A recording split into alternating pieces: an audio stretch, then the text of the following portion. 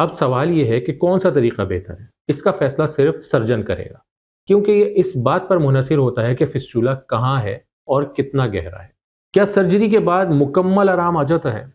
ज़्यादातर मरीजों को काफ़ी फ़ायदा होता है, लेकिन ये भी हकीकत है कि रिकवरी में वक्त लग सकता है। कुछ प्रोसीजर्स के बाद ज़ख्म को भरने में हफ्ते या महीने लग सकते हैं।